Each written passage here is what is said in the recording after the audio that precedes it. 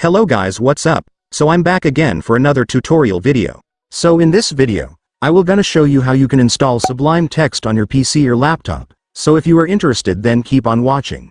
But before all that, if you are new to my channel, consider to like and subscribe for more videos like this, and also, you can comment down below if you have something that you want me to make a tutorial about. So without further ado, let's start the tutorial. So to install Sublime Text on your PC or laptop, it's actually pretty easy. Just follow what I'm gonna do. So for the first step, I want you to go to your Google Chrome or any web browser on your device.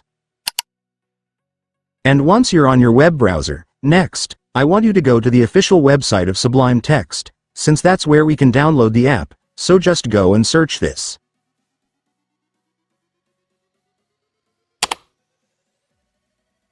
And after searching, you will then be directed to the official website of Sublime Text. So to download the app on this website, it's so simple, since if you will take a look, you will now be able to see the download button right here, so just go and click it. And after that, your Sublime Text will now start downloading, just wait for it to finish. And once it's finished, you can now click the file to start installing the app. And then you will now begin the installation setup. So right here, your system will show you the location where your Sublime Text installation files will be saved. If you want to change it, just click Browse, but if you are already fine with the location, just click Next to proceed. And then here, you can select if you want to add your Sublime Text to your Explorer context menu. This means that when you right-click on a file or folder, you'll see an option to open it directly in Sublime Text. This will make it quicker and easier to edit files with this program. So I recommend you to check this. And then click Next again to proceed.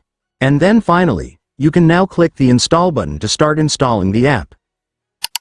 After that, your app installation will now start, just wait for it to finish. And once it's finished, it's done. Congratulations, your Sublime Text will now be installed, so just open the app and then you will be able to use it.